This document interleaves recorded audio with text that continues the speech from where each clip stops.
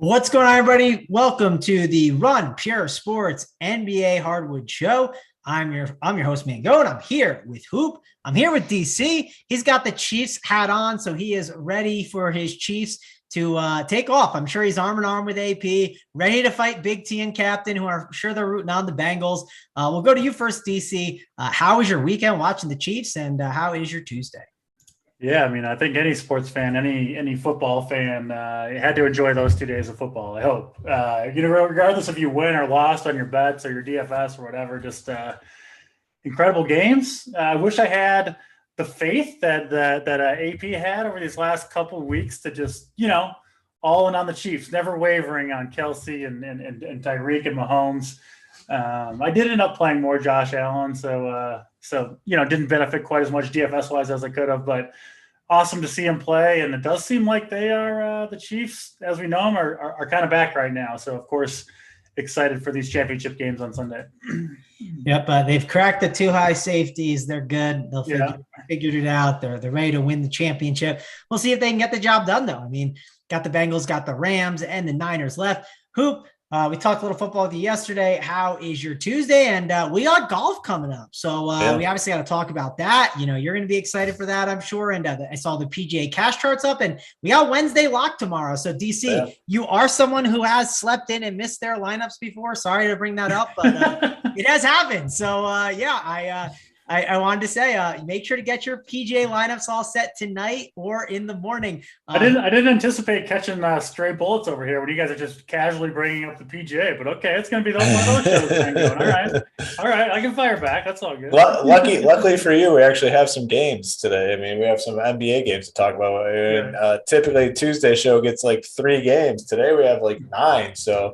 There might not be a big opportunity to fire many more bullets here. I'll find a way. Well, Hoop, any PGA takes for the people before we kind of dive into some NBA here? Yeah, I mean, it's a good event. I mean, pretty good field, a course that we know pretty well. In terms of the takes, I mean, Jon Rahm is.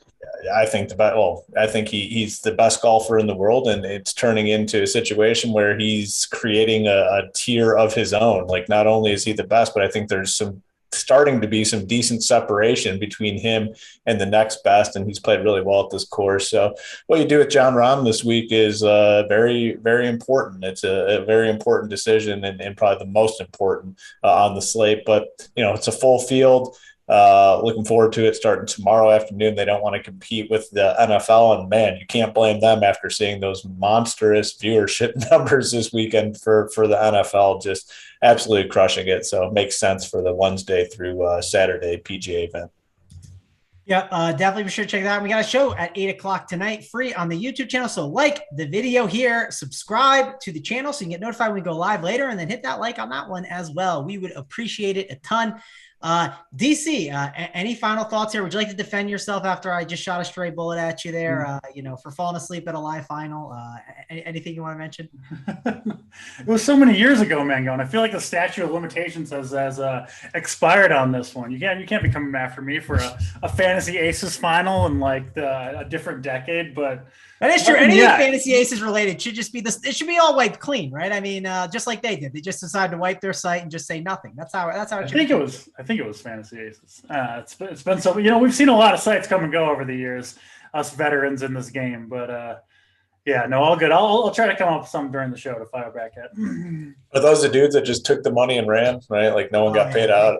Yeah, they straight up took the bag and just said nothing. But I got lucky. I was one of those. I just looked around. I was like, why is it not sponsored? Why are they not on any sponsored shows anymore? Like, I just kind of pulled the money out, and then I was like, oh, I got out like a month early. I learned my lesson a few years before that. I was, played online poker professionally. And so when the rug got pulled out for Black Friday, I had big chunks of change on like Absolute Poker, Ultimate Bet, that I eventually got some of that back like 5 years later when the U.S. government settled their lawsuits or something, which was a big surprise to me because I didn't follow it that closely.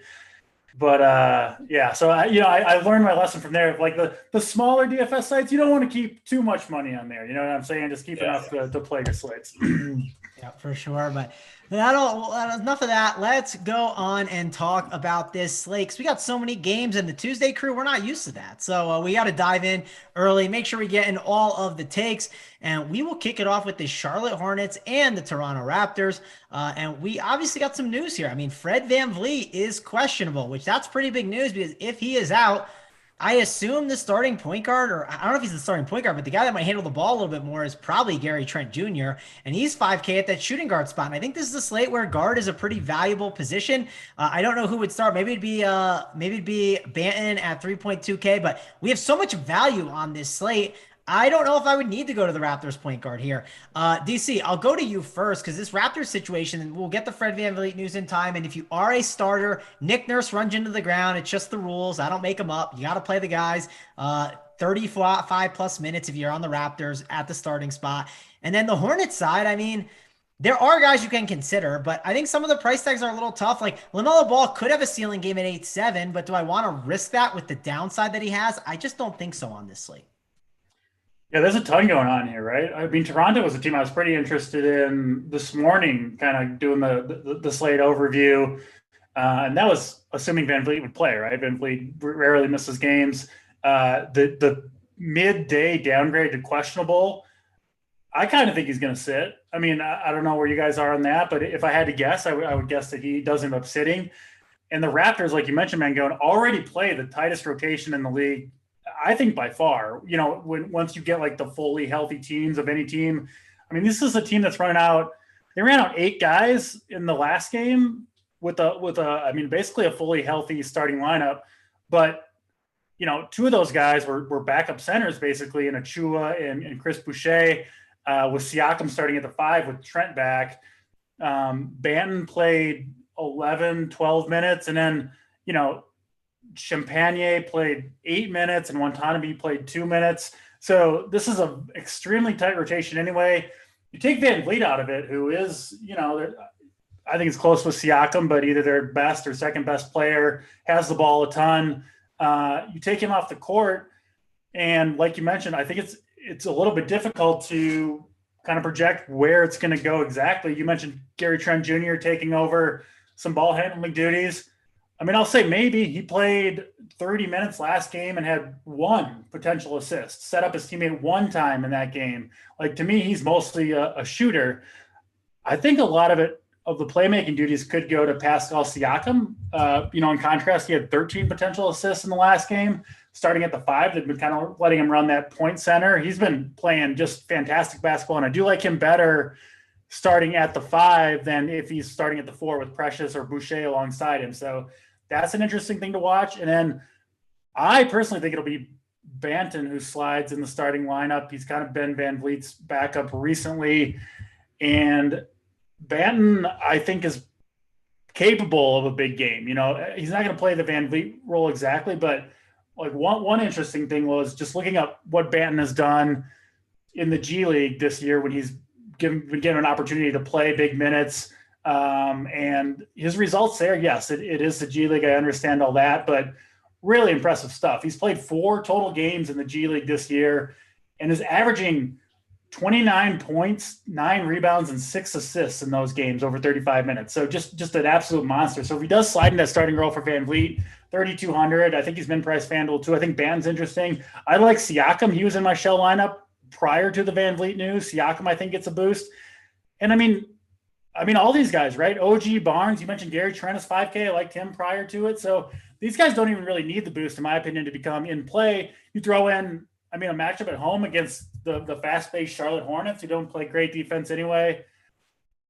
This whole team is kind of in play, at least the guys who are going to get minutes, and you know pretty much exactly who that's going to be. So Toronto, one of the teams at the top of my list tonight, along with the Pelicans, right? I mean, we'll get there. Like we were talking pre-show about, you know, we got 9 games instead of like the 2 to 5 game slate that the 3 of us typically have.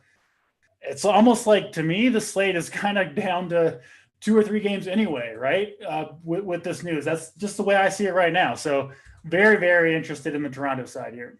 Yeah, there's definitely some games that we'll definitely breeze pretty quick through, but sure, we got to talk about this situation a bit. And Hoop, let's shift on over to you and talk about Pascal Siakam, because we like to target the Charlotte Hornets at the big man position. And this could be an absolute smash spot for Pascal Siakam. And he's not just center eligible. You got that power forward spot as well. So 2 more roster spots, the power forward and the forward spot, where you can put him in there. So I think he's really interesting on this slate. What are you doing here with Siakam if we get that Fred VanVleet news being out? And like on the flip side, like what if VanVleet got ruled in? Like kind of like Vucevic yesterday. Of course, I know DeRozan got ruled out, but would you then think that like maybe VanVleet could be an interesting tournament play there? Probably be off VanVleet, like either way. Siakam, I thought, was a play with VanVleet in. I think he's a last guy in type play if VanVleet's in. If VanVleet's out, he's like a core play. So, I mean, in play either way, but if VanVleet's ruled out, he's a guy I'm prioritizing tonight for sure. In this matchup, it's a big total. Hornets don't play much defense. They specifically get beat up against opposing bigs. His price is fair. You know, for a while there on DK, we saw him in that mid-9K range. Now he's down at 8-9. So I think good play either way. Becomes a core play for me if VanVleet's ruled out. And then I like the Gary Trent Jr. call. I don't think I'd mess with Banton on this slate. We have so much value on that Pelicans team that we'll talk about. I mean, they basically are just punting this off, ruled all their guys out. So many really good value plays on the Pelicans. I mean, despite everyone being out, they're still projected to score 100 points tonight. So we have to look there for value. We have endless plays. So I would be more focused on the guys that I know already play on the Raptors, like Siakam and Trent Jr. would be the two. Then on the Hornets side, just a tough team at this point. And, I think the point that DC made, rings real true that, this is a 9-game slate.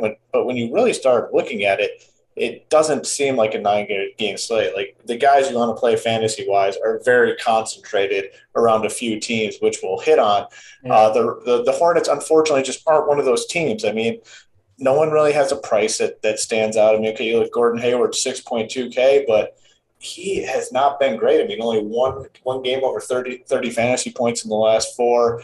There's other guys on this slate in his price range that I have more interest in. I don't know, not going to be on the Hornets today. Siakam, in play either way. Big boost if VanVleet's ruled out, and then Gary Trent will be the next guy on the Raptors that I have interest in if VanVleet is eventually ruled out. First game on the slate, so we'll probably get this. We might get it while we're on the show. If not, shortly after, I'm sure. I think there's a good chance I'm going to be rocking the BigT 777 early and hoping to get to the top of those, the top of the leaderboard early, because I think the top of the leaderboard after the first quarter of the 7 p.m. games. Not saying they're going to hold, but I think you might see a lot of people kind of, this slate. I personally think it could be decided in those first games. I mean, just one of those slates to me. Yeah, it's definitely going to be a good game to get exposure to on this slate. I do also want to talk about, before we go over to this next game, we're going to give away a sub. And Kenny, his name is Kenny Good People in the Discord chat. We're giving away a free Run Pure subscription. He wanted to give one away, hit a nice hit, and wants to give back to the community. And we love to see that. So we're going to give it to a new member, though. So, can't be an existing member. Want to give it to someone new. So we'll pick our favorite comment in the chat. So DC, Hoop, keep an eye out. We'll try to find something that's good. And maybe try to let us know if you're a new member. Some people we know who are the new members. So K. Philippe Burner, I know you're in the Discord chat, so you will not be qualified to get this. So, but you can obviously say something funny if you would like, but maybe it's something that we just find is good, valuable information and helpful. Who knows? But we'll look for something. We're going to give that away. And that is courtesy of our boy, Kenny Good People. So he's giving that away in the Discord chat. And Hoop, best way to do that is once we get the person, they're going to give their email, right? And we'll take care of it all. Yeah, so if you're selected the winner, you'll just need to send an email to info@RunPureSports. Let us know that you were the person that won the membership, and we'll get you all set up. So very simple. Put a good, nice comment in there. And then what was the guy's name that's giving the membership away? Kenny Good People. Kenny Good People. So thank you to Kenny Good People for doing this. Really appreciate it when people pay it forward. Very nice gesture. So thank you for doing that. We appreciate it. And we'll pick someone here out of the YouTube chat to win a month subscription.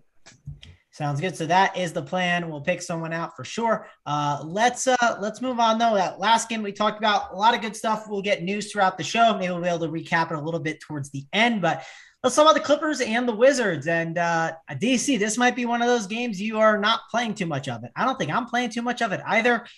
Break it down for me. Do you have any interest in Clippers and Wizards on this slate? No, I mean, this morning prior to the Pelicans news, which just completely flipped everything, right? Like they had what? I mean, we'll get there, but 4 or 5 guys, right? They got 9 guys left. I think they got 4, 5, 6 guys in play. And it kind of just wiped out any potential value plays from most of these games. I was looking at like early on, like Rui Hachimura, right? Maybe you're getting 23 minutes off the bench for him at 3,500. Seemed like a decent value. Not anymore. So I don't really see going to value from this game with the information we have right now, unless surprisingly, people get ruled out from this game. And the studs here, I mean, they can't compete with the likes of Harden and Embiid and Jokic and Siakam. So, yeah, really nothing here for me, honestly. Yeah, Hoop, I have my leader in the clubhouse of my favorite comment. It is Howdy06 says, Hoop has helped me support my wife's boyfriend, continue his college education. Thank you from the 3 of us. So thought that was a really funny comment. So that's interesting dynamic there. I'm just trying to digest that and figure out what's going on. I feel like it's like kind of like a Twitter/internet meme, but yeah, exactly. Hoop's a busy man. He's got a family. He does not spend as much time on there, so he might not. Yeah. I will say, if you want to get Hoop to laugh, it's more the dad jokes. The dad jokes for sure get me going. But I will say, I do agree with you guys on this game. I mean, the Wizards are a team that we typically don't play when they're at full strength. They're they're pretty much at full strength today. Not a good spot here, so definitely off the Wizards.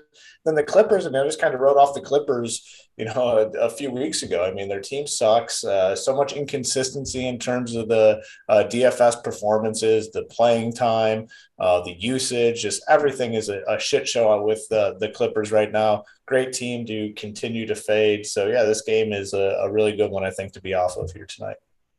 Yeah, definitely seems like a game that I think you stay away from. You don't want to be putting that one on. I'm not going to be watching the Wizards and Clippers, and I'm certainly not going to be watching the Nuggets and the Pistons. I'll tell you that right now. That does not seem like a fun game to watch, but Hoop, he'll be putting on the local channel like he does every night to watch that Pistons game.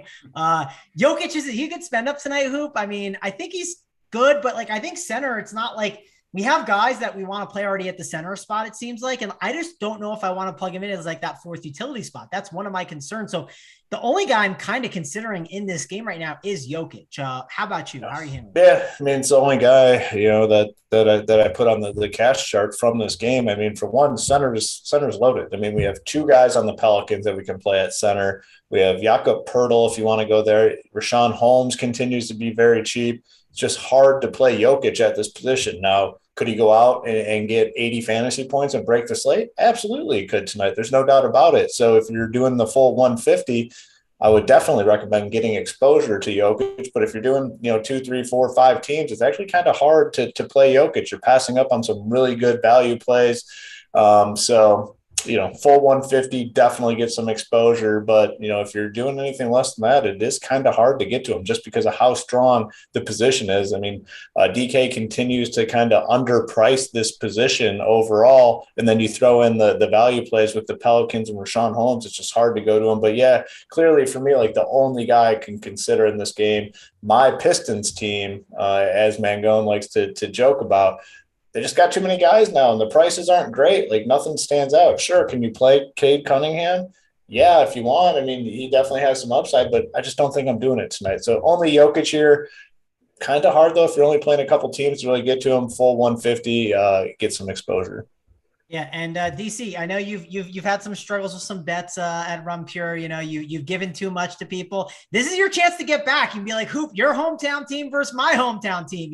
Loser shaves their head. So you could try and bait Hoop into it, but I don't think he'll be able to pull that off there. DC, man, what are you doing? To the punch, man. I'm over here trying to get fire back at you, and you keep coming at me. You just keep burying me further and further in the ground. I don't. I'm giving you a chance to maybe get off the mat here. Find a way to get an edge, because if you You had the Nuggets and he had the Pistons. Were you like one of the robocallers that the phone calls I was ignoring? You're upset with me. I didn't have your number or something. I don't know. And plus, DC's a Minnesota guy. You gotta wait for the Timberwolves later on tonight to get at DC's home squad. That's fair, but he's in Denver now, so I assume. True. Technically, though, I mean, technically me too. I can easily we join arm in arm. I'll take the Nuggets over the Pistons if I could. So, but DC, what do you do with Jokic here? Because Jokic is definitely he's a good play, but I don't see myself prioritizing him tonight. I just don't think I need to go there. Yeah, I mean, he's going to destroy the Pistons. Like he destroys every other team. Probably going to put up, I mean, seems like almost certainly 60 plus. And then, we've seen his upside of, he can get you 90 fantasy points. So absolutely in play. I think he's more in play than Hoop does, just because, I just see value everywhere. I know there's some at center, but I mean, to me, this is an extreme stars and scrub slate where I think my DraftKings lineup of the 8 spots, I anticipate at least 4 of them being under 4K players, maybe 5 of them. If you do that, there's only so many dudes to spend on, and Jokic, the most expensive dude on the slate, deservedly so. And, depending on which value plays I go on, if it just kind of depends to me if it's like a 3,200 guy or 3,700 guys. If I get there, then absolutely, I have no problem playing Jokic. He's not a guy that I'm, dead set on getting into my lineups or anything like that. To me, it kind of starts with the value plays, and you figure out, does Embiid fit or does Jokic fit or who is it? James Harden to me kind of looks like somewhat of a must play. But I mean, you could go to Jokic, right? Jokic puts up 80 plus fantasy points. He could easily beat Harden by a decent amount if Harden puts up 58 or something like that. So, yeah, I think Jokic very, very much in play.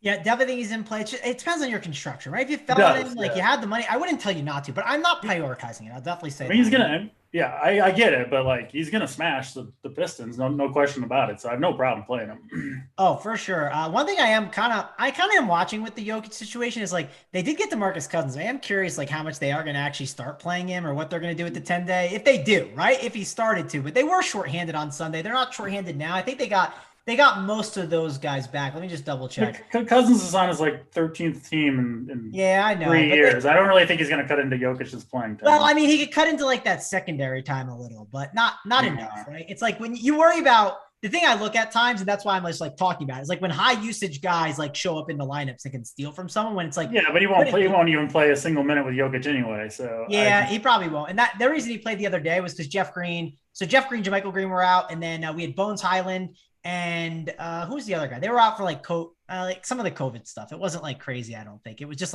they broke protocols or whatever. They should all be back because we're not in those times anymore, right? We've given up. It's been a month. Dr. Hoop, she is taking care of that, where we come back for one game after, right, Hoop? Just funny how the NFL says it's over and then it's gone everywhere. In the sports world, you'd love to see it. There's no doubt about it. I mean, that was a disastrous 1 month stretch where all these players are out, but NFL says no more testing, it's over, and NBA follows suit, and it all just disappears. It's truly magical. Has there been a single player that has missed a NFL playoff game from COVID? No. They said they're just not even testing anymore. They said no testing through the Super Bowl. Yeah. Love it. They're just playing it out, which you love to see. So hopefully we don't have too many issues with it, and it seems like we're good. Let's move on to the game, and sit down for a while. This is not the time to go to the bathroom or get a drink, because this is the game we're talking about for a pretty long time, and we got to talk about this value. Hoop, I'm going to go to you first because you're always good at identifying those values. Pelicans, we got to play a lot of these guys here. How many are too many, right? That's the question. I think the number is between 3 and 4. I don't think you need to go to 5. You could go to 5, but I don't think I'm going to on this slate. I haven't ran too many things, so I don't know if that's for sure correct, but I lean right now. My 4 favorites are, I like Alvarado, I like Jones, I like Hernan Gomez, and I think Nickeil Alexander-Walker is better than the Gary Clarks and Garrett Temple. Not that I don't like Garrett Temple. I do have some concerns on a back-to-back, an older player. Maybe they are a little lighter on his minutes compared to some of the other guys. Maybe they do pull the plug a little bit earlier. I just think he's the guy that I have. Him and Gary Clark are the 2 starters that I have the most concern that they could have the kind of the rug pulled out on compared to some of these other guys. what are you doing with these values though? I mean, there's like they have 8 to 9 bodies. I don't think they had anyone called up, so they're going to be very short-handed and they're very cheap. And we're going to want to play a lot of these guys in our lineups.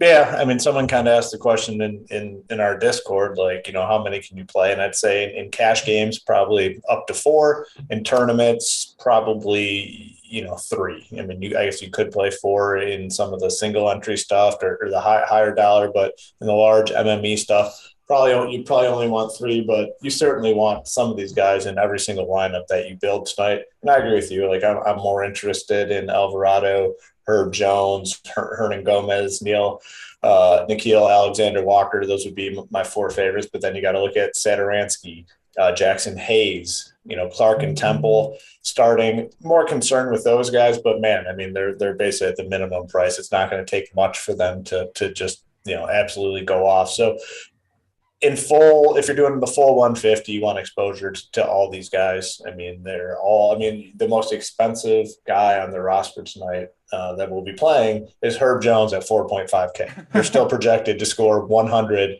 actual points tonight. So 5-6 of these guys are going to get their value-wise. I'd say probably 3 or 4 probably go off, which you're going to need in your lineups tonight. So, I'm with you, though. Alvarado, Herb Jones, Hernan Gomez, assuming he starts, Alexander Walker would be my favorites. Then on the 76ers side, I mean, this situation takes most of these guys out of play for me.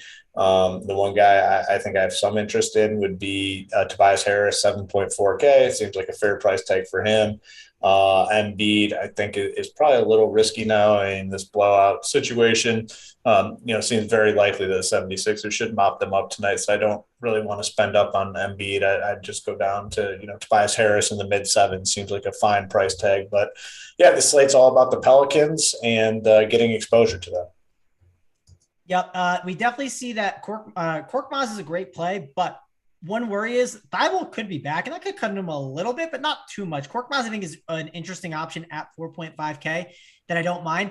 I don't hate the Embiid idea as a run back if you want to, but it's just not for me. And also, like, one thing to call out, like, I know the blowout is possible, but man, the Sixers are great at keeping really bad teams in games. Like, they are just one of the best at playing up to their competition and down to the others. I don't know why, but it's a tale longer than time. I see it every single time out.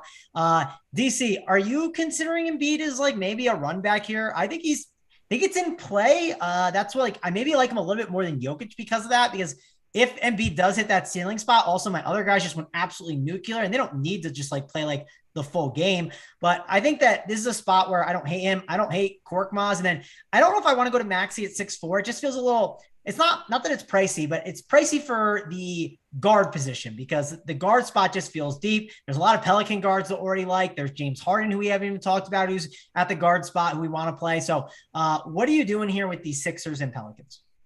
Yeah, the first thing I would say with Embiid, I still do like him, but normally when you're looking at a team like the Pelicans where you're going to play, I mean, I think a minimum of 3 on any team that I make, perhaps up to as many as 5 Pelicans, depending on what kind of starting lineup they roll out there. I could see on one team, 5 Pelicans. And almost always I would play in tournaments, at least play a run back against a team with 5 dudes. You certainly can do that. Again, this morning, I like Embiid, I like Maxey, I like Tobias Harris, I like Korkmaz. Now all these Pelicans guys kind of passed all of the Sixers guys, right? The cheap Pelicans guys kind of passed the cheap Sixers guys, but not Embiid, right? Like Hoop said, the $4,500 is the highest priced dude on the Pelicans. You got to spend somewhere if you're playing all these cheap dudes. And Embiid, I think, makes a lot of sense. I mean, they're running everything through him, just dominant. And against this, G League squad that the Pelicans are running out there, Embiid, MVP odds climbing at home, rested, doesn't play tomorrow. He's probably going to smash here, with the teammates he's playing against, missing Seth Curry, Milton. So, yeah, I like Embiid a ton. Probably not going to the other Sixers guys, although, Maxey with these guys out, Curry and Milton in particular, like, what did he play? 42 minutes last game. He played 46 minutes the game prior. Like, they just play him big minutes when they're missing all their other point guards. He seems to be able to handle it fine. So I think you've got to project Maxey over 40 minutes in this game against a bad team, a team that was the worst pick and roll defending team in the league. He is the worst pick and roll defending team in the league. And that's Maxey uses that for most of his offensive possession. So that Maxey Embiid combo, I could see really getting going. The Pelican side, man, a lot depends on their starting lineup, right? Like we're talking about Herb Jones at 4,500. He's the only starter that I think we know for sure, right? We know it's going to be a small group of people, but like Alvarado, Alexander Walker, even Satoransky, I think any of those three could potentially kind of get the start at point guard. I don't really think they're going to have like a true, handle everything type of point guard in this situation. I think that role is kind of going to be split between Alvarado, Alexander Walker, Garrett Temple can do that a little bit, Satoransky, and we just don't know who's going to start, right? Like, I think Alexander Walker will almost certainly start, but it could be Alvarado, Temple, Satoransky, Herb Jones, and then even at center, we don't know. I mean, recently it's been Jackson Hayes playing the backup minutes behind Valanciunas. Obviously, it's been Hernan Gomez who's been out of the rotation. So I actually think it's going to be Jackson Hayes that gets the start. He's, I believe, 3,100, whereas Hernan Gomez is 4,700. So if it's Hayes at 3,100, I mean, you almost got to play him at that point, right? At center, it's $3,100 starting center. It could play 30 plus minutes. So yeah, I think whoever the 5 starters are for New Orleans, they're all in play because they're all super cheap. And then, yeah, I mean, kind of depending on who it is, you got to play a bunch of these guys. It's hard for me to say, though, without knowing exactly what the starting lineup is. But regardless, the 9 dudes that are left for the Pelicans, they're all in play, right? I think literally all 9 dudes are in play, and trying to figure out, which 3, 4, 5 guys to play is obviously going to be a critical part of this slate. And I'm I don't know if I'm thankful it's the first game of the night because we will have the information, but I almost would feel better if it was the last game of the night and you just left 5 spots, right? 5 spots open for the Pelicans. And then you figure out which 5 do I actually want based on the starting lineups and all that other stuff. So we'll see. I don't know if we'll get this news during the show. I don't think we have it yet, but depending on who's in there, you're going to have to play a bunch of Pelicans. Like you said, maybe the matchup's not the best, but when they're this cheap, you don't need a run back because they need like 15 or 20 fantasy points each to get there. Most of these guys, they're going to have, I'll be really surprised if they don't have several guys go 30 plus. And when everyone's 4,500 or below, that means you're looking at, 7 to 10, 12x on probably a few guys on the Pelicans. So this is clearly the team to target to me, but narrowing it down is difficult, I think, without the starting lineup right now. Yeah, starting lineup will definitely be helpful. We should have that in time. So that's, the Up to Lock show. They can easily help you out with that. We got news here. Van Vliet officially ruled out as I kind of thought he would be. And then Thibault is in. So real quickly, I think Thibault being in, for me, Korkmaz is kind of off the table at this point. To me, a little bit of a blow to Maxey if you were considering him, a little bit of a blow to Tobias Harris. Doesn't really affect Embiid, but he's the one guy it doesn't affect, and he was kind of the guy that I was looking at anyway. So, yeah, and the reason you'd say it affects him, DC, is because those other guys were sliding into minutes that were at that 3 spot. Now they might slide into spots at like the 1 or the 2, or you might have like a Korkmaz sliding at the 1 at times, then one of those guys slides at the 2. So I think that's why. Well, yeah, 100%. One thing I will say is a little bit interesting, though. Thibault being in, Philly, I mean, he's one of the best defenders in the league. It's the only reason he plays minutes. So it does, hurt the Pelicans guys a little bit. Not enough to take them off the radar, but I don't think it hurts Embiid at all because Thibault is one of the lowest usage guys in the league, right? So you plug him in, you steal minutes from other guys like Niang, Korkmaz, who are much more likely to be involved in the offense, right? Thibault is just not ever going to be involved. So to me, it almost kind of helps Embiid a little bit. Yep, I can totally see that. And Hoop, one more thing we should mention: it's Najee Marshall's birthday yesterday. So, do you think he woke up good today? I mean, he maybe was partying a little too much. That there's your narrative. I don't have any other birthday narratives for you guys, but that's what I got. It was Najee Marshall's birthday yesterday. So, if he got a random spot start, it wouldn't surprise me. You could see it. The birthday start, get maybe he was out with the whole team yesterday, and the guys that were ruled out, they went a little bit hard at Najee Marshall's party. Marshall himself, though, it was a big plan by him. He took it easy. He figured he'd get the start today. Could be. We'll have to see. Yeah, that's all I got for you. I don't got any other birthdays. I just figured I'd look it up, and that's all I could find. And we were on that game, so I said, sure, why not? But nothing else to say about that one. We broke it down pretty good. Check out the cash chart. Check out the Discord chat to get all the takes. Check out AP's heat map to get all of the information, the core plays. We'll have all the Pelican stuff in there that you need. They are the key to this slate.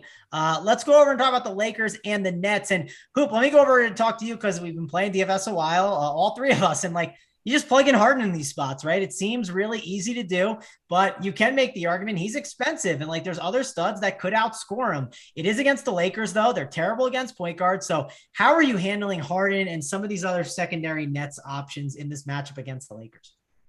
Yeah, I mean, the situation that we have with the Pelicans kind of takes away all the need to go to any of these secondary Nets guys. So it makes it pretty simple. And honestly, it's very hard to make a case for anyone else. If I was going to go with anyone else, maybe it would just be Bruce Brown or something. But, man, it's if you're deciding between a Pelicans guy and Bruce Brown, I'd have to just lean the Pelicans guy. So, likely off all these guys. James Harden, I think, is a phenomenal play tonight. I mean, at home here against the Lakers, who've been struggling defensively. No Kevin Durant, obviously no Kyrie because they're at home. He has 11-7, though, like you said. I mean, he was a guy that was in the 10s range for a little while, and DraftKings did a good job and got him priced up to where he belongs at 11-7. But it's still a really good spot. We talked about it, center being loaded. It's a tough decision, honestly. If you're deciding, okay, you're going to play Jokic or you're going to play James Harden, it's an $800 difference. And, man, I don't know, probably based on the position, how deep center is, I'd probably lean Harden. But man, just what DC's points about Jokic makes a ton of sense. So getting exposure, I think for sure those two are the studs that we pay up for today, though. But probably slightly into Harden because of the position. Lakers getting Anthony Davis back. I think you can still make the case for LeBron James, but he falls well below Jokic and Harden for me in terms of spends. And haven't been playing anyone else on the Lakers. It's worked out. I think that's the move. So really, the main play here is James Harden. He'll be popular. He's in a really good spot, though. Tough to avoid tonight. Yeah, and we just got the Raptors starting lineup. It's Trent Jr. at the 1, Anunoby, Barnes, Siakam, and then Precious is at the center position. So big boost for Trent. I mean, you had brought up Trent Jr. I think he's a really strong play tonight. Yep. And again, another guard and Precious is a 4.2K center. So there are definitely guys here that you're going to be looking to roster. DC, does that change anything for you with that lineup? We can touch on that real quick before you talk about Harden and the Lakers situation. Yeah. I still do think Ben is in play. I think he's going to get a significant amount of run off the bench at lower ownership. So if you wanted to stick with him at 3,200, I don't have a problem with that. I guess maybe I have a little different take on the Raptors with the starting lineup. I personally think it's going to be a lot of Siakam with the ball in this one. I think he's going to be the one initiating most of the offense and kind of the key guy to have here. Listen, could be wrong, right? Maybe it's Gary Trent running the point, but just watching the Raptors, looking at the data, that's not my prediction. I think Siakam is essentially the 1, Trent the 2, Barnes and OG the 3 and the 4, and then Precious the 5, right? I think it kind of switches around where Siakam actually basically will play point guard in this matchup is what I anticipate. So I still like all the Raptors, the 5 starters. I think they're all good plays, including Precious in the starting lineup. And then I think Banton is a good play too. So 6 guys I think you can play from the Raptors, but it is Siakam who I anticipate having kind of the big game here. I think he's got a chance to go off. Maybe slightly worried about the matchup with Bridges, who's a good defender, and I would anticipate guarding Siakam in this one, but not enough to move me off. So I think it's going to be Siakam running the show. playing point guard most of this game, and he'll be a guy that I try to fit in my lineups, but man, a lot of good plays, so tough to do on every lineup. Yeah, and we just got a bunch of news. So Marcus Morris ruled out, and Gordon Hayward is ruled out for the Toronto game. So that's the official news that we got there. Hoop, does that change anything for you? I mean, obviously we're just reacting to it now real quick, but I mean, some of these Clippers could kind of come and play. Like Reggie Jackson obviously has the ceiling with no Marcus Morris there in that mid tier, but we just have so many good like 3K, 4K values. It's tough to kind of go to some of these Clippers guys, right? Yeah, with the Clippers, just want to probably see who's starting. Like if a guy like Terrence Mann gets in that starting lineup, I think I'd have some interest in him. Yeah, I mean it is a pretty decent boost. I mean he's a high usage guy, so that might change things. But like you said, this is just like without digging deep into anything, just off the cuff. I'd say if Mann gets in that starting lineup, I have some interest. Reggie Jackson's always a tough guy for me. I don't know, man. I just like when I play him, he just sucks. So I haven't been playing, but man, he's been playing well actually. Geez, look at that 41, 50, 34, 40. Maybe we have to look at Reggie Jackson a little bit. But the news in that Hornets Raptors game more significant. And Siakam is my favorite Raptor. I'd say my second is though Gary Trent, but I agree. Siakam's the guy that's going to run this offense. And then Hornets, yeah, I mean, that's definitely a boost for like LaMelo. Terry Rozier's priced up. Kelly Oubre might get a start here. I think it definitely brings the Hornets back into the conversation a little bit. I mean, I touched on Hayward for a second, hasn't been playing all that well, but that's going to give a better opportunity for a lot of these guys. So I think that is an interesting situation on the slate. The Raptors defense takes a big hit too without Fred VanVleet out there. He is, in my opinion, their best defender, their leader on defense. Just hounds opposing point guards. You're not going to get that same thing from Trent or Banton or whoever it is, right? Siakam obviously not going to play the one on defense. So I think a guy like LaMelo, you look at the matchup against the Raptors for point guards, doesn't look great. I think it's a lot better now with VanVleet out. So just something to keep in mind. Yeah. And another thing too, like obviously Bridges will slot. We talked this before about some of the positions. Like do you see like Bridges slides to the 3, which like that's going to help Kelly Oubre or PJ Washington for like maybe going to the 4, maybe even going to the 5. And like, I think you could see Cody Martin slide into the lineup, but like Kelly Oubre is probably going to be off the bench. Then his usage could be good. And it's like, if his usage is like really good and he's playing well, and then he closes out well, he could get that like closeout run over a Martin. That's one thing you can see with some of these guys. Like a Mason Plumlee might not close. They might go more small ball with PJ Washington because maybe the 3 ball's falling with him and like the spreading out the floor is just working better. So there is opportunity here with some of these guys. Wouldn't you agree, DC? Yeah, it's just tough for me to go to the mid-range much today.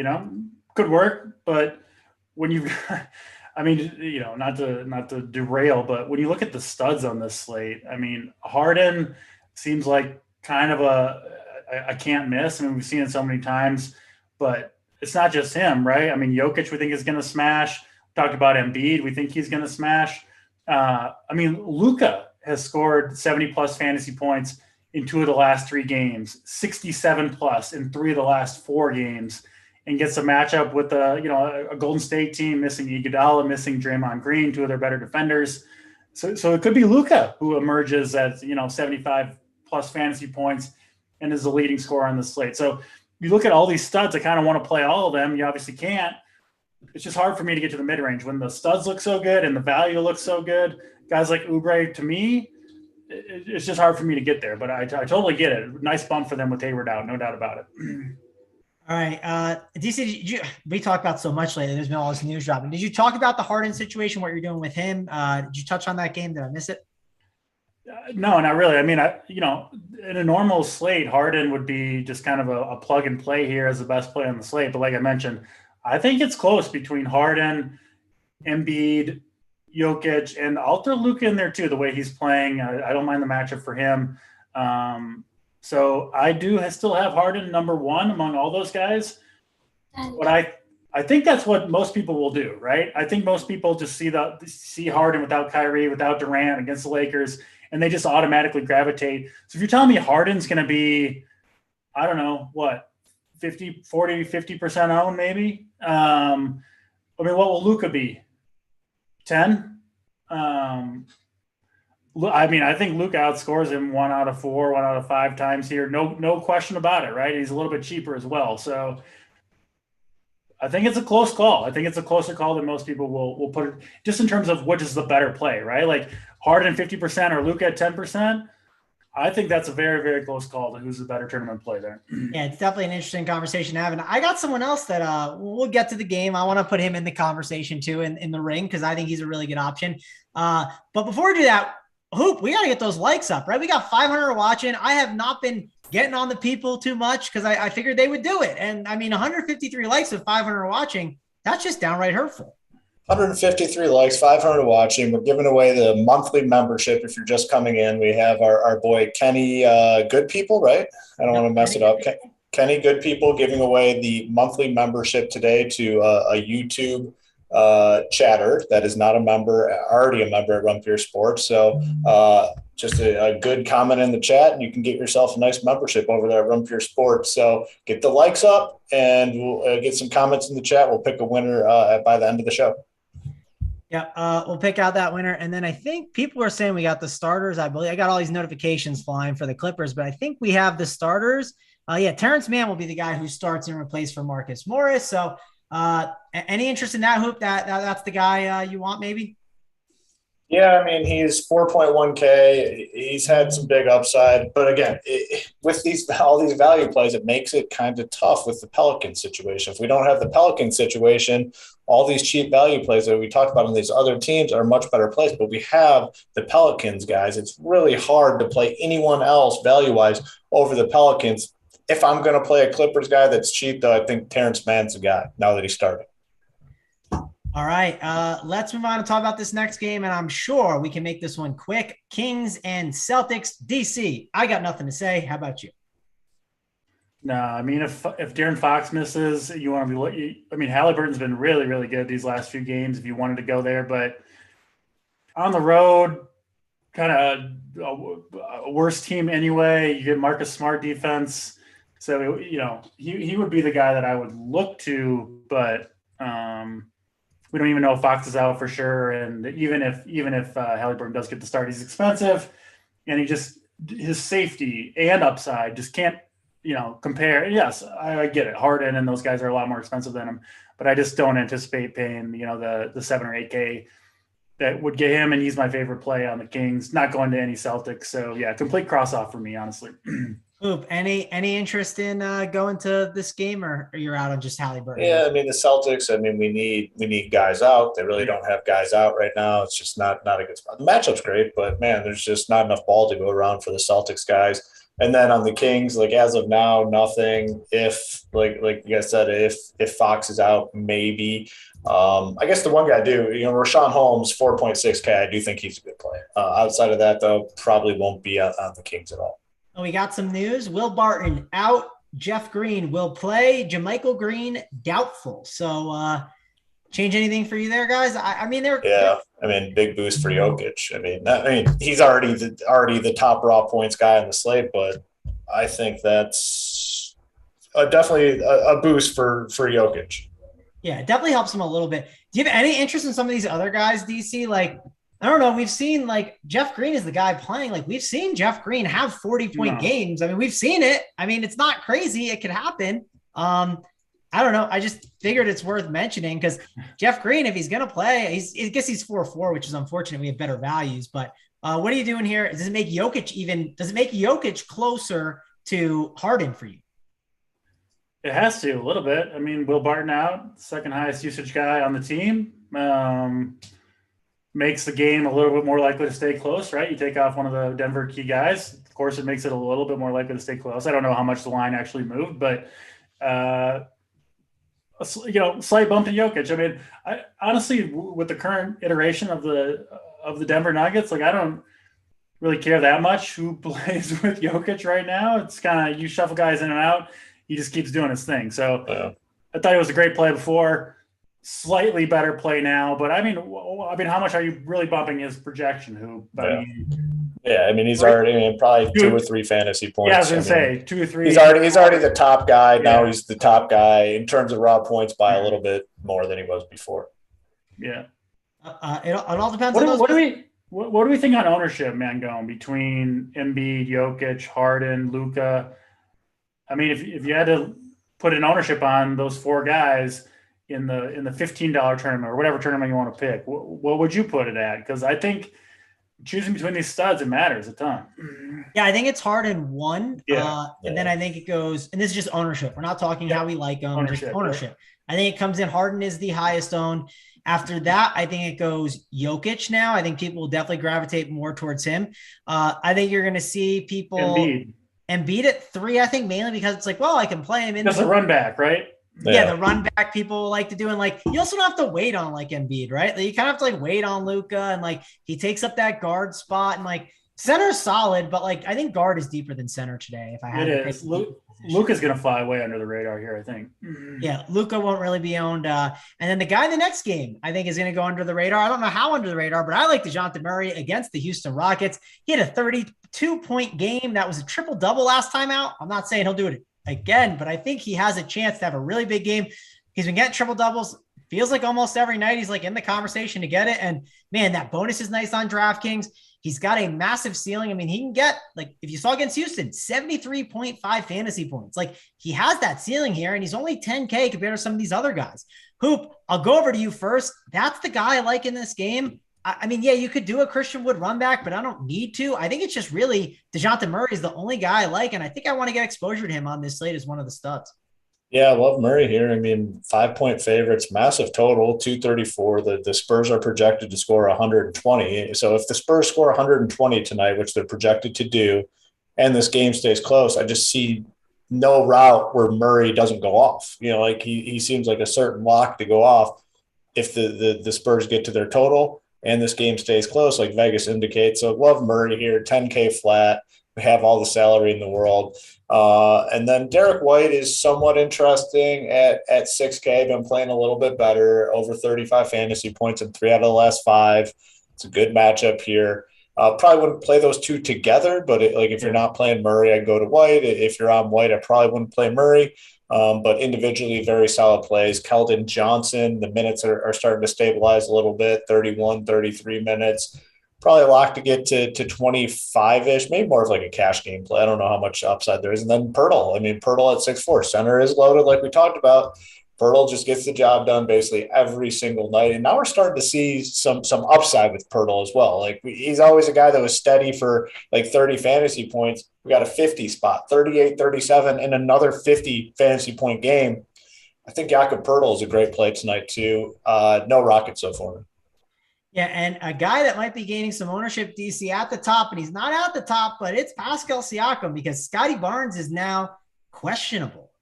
So he's a late addition with a right wrist swelling. So, man, you got to follow the Up the Lock show today. They'll definitely break it all down for you guys. We don't know what's going to happen. If it breaks, we'll figure it out and talk about it a little bit. But we do not know. That's the Up the Lock show. They will take care of that for you.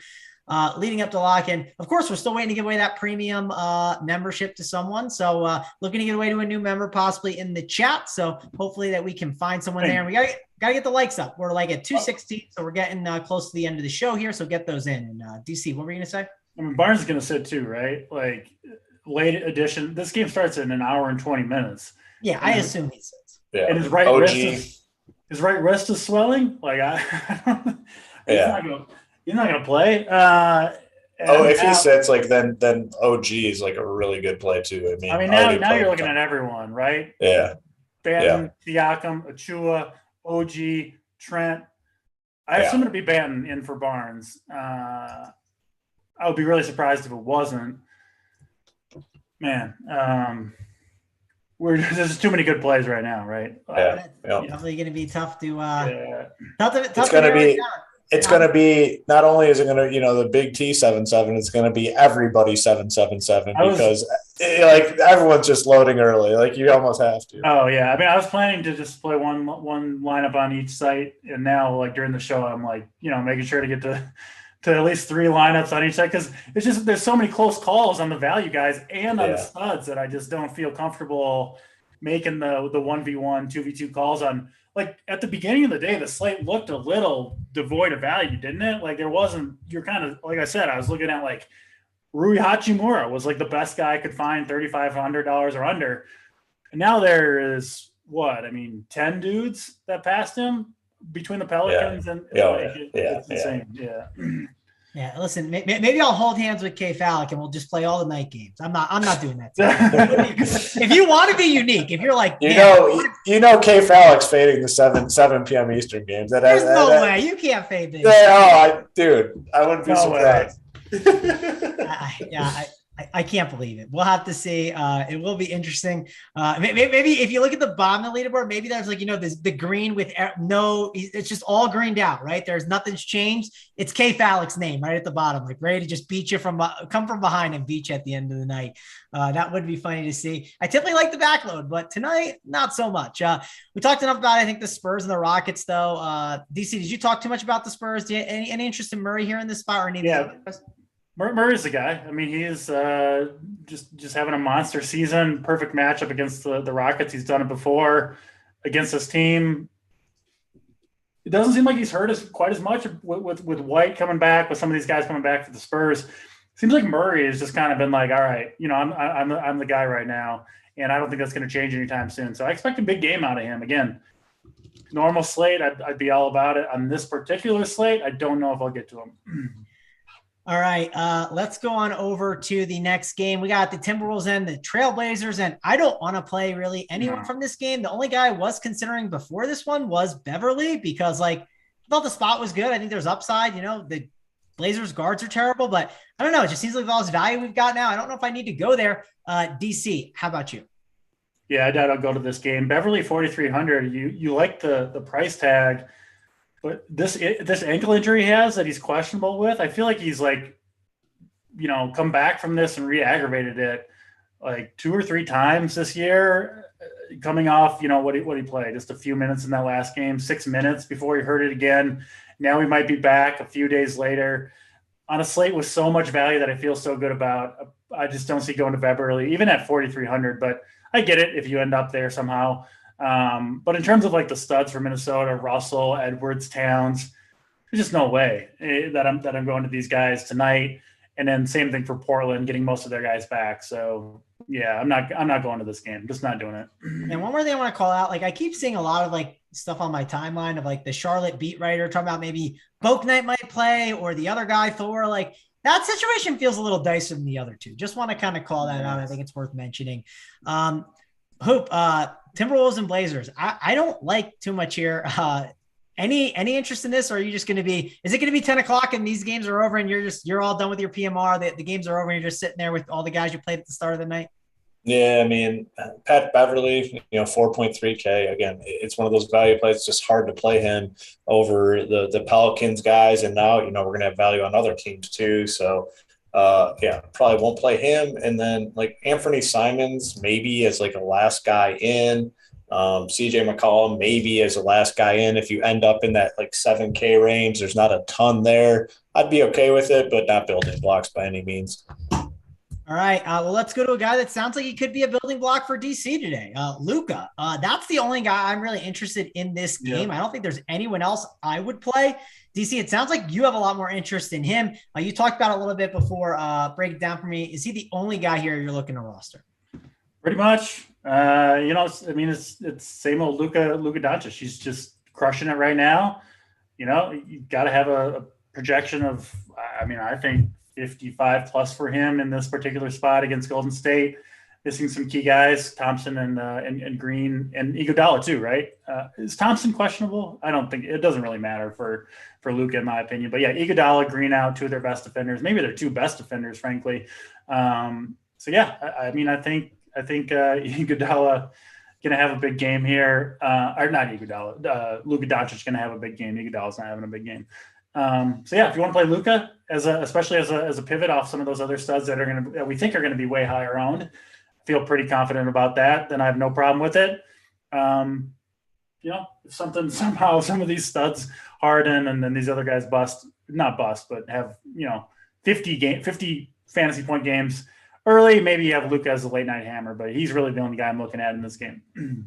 Yep. All right, Hoop. How about you? What do you got here? Any interest in any interest in these guys in this game? Maybe Luke is an interesting spend up here.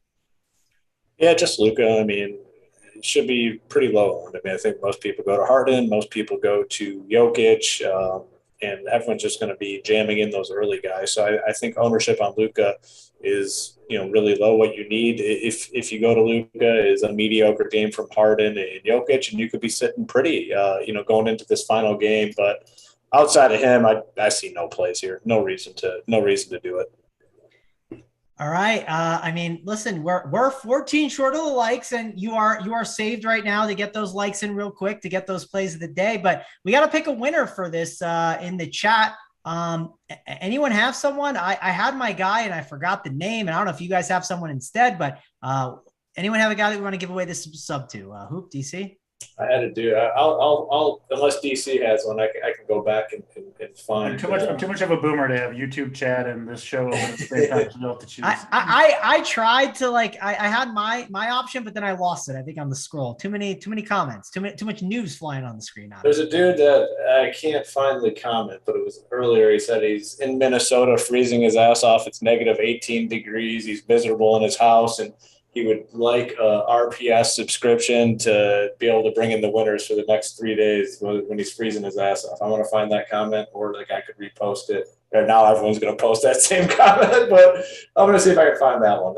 I've lived through the Minnesota winters. An RPS subscription would do some good to pass the long 7 months there. So I got to find that comment though. Mm-hmm. So I'll find it. I'll see. I'll find the name.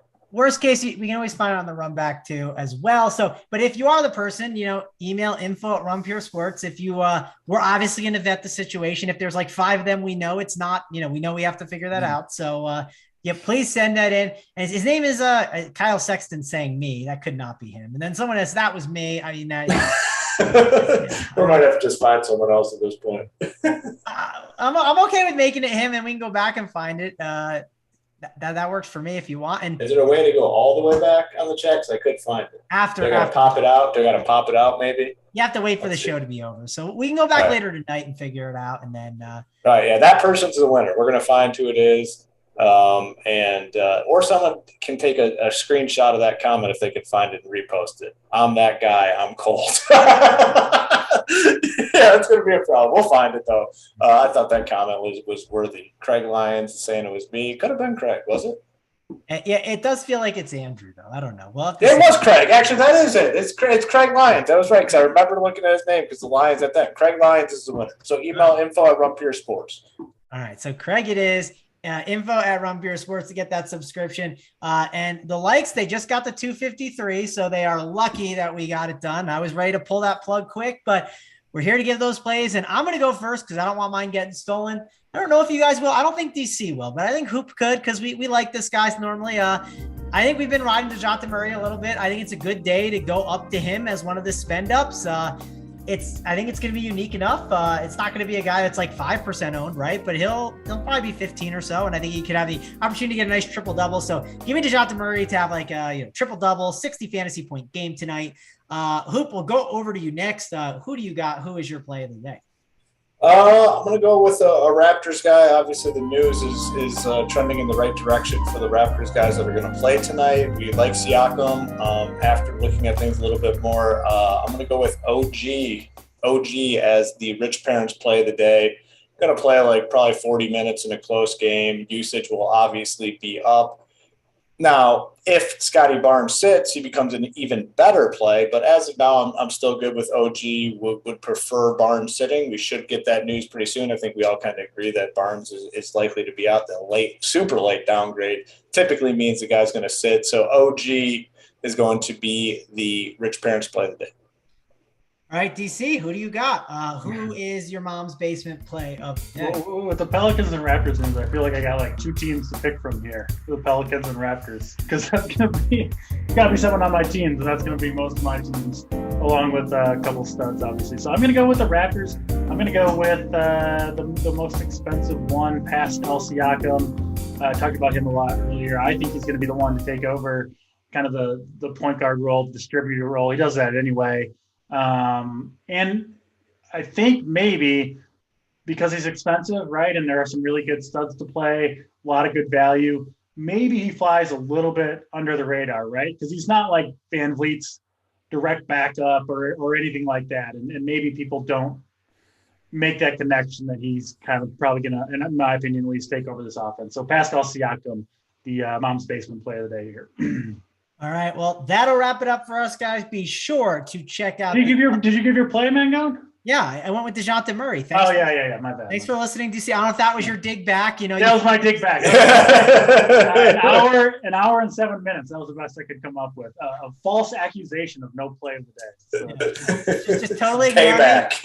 Your payback was what you said. I didn't hear anything you said. You talked. That was the way that you got back at me. So there we go. We've come full circle. Now it's time for the Up the Lock Show with JSU and Big T. Hit the like button out the door if you haven't. That's going to wrap it up for us. Thanks a lot for joining. For me, Mangone, Hoop, and DC. We will see you guys later.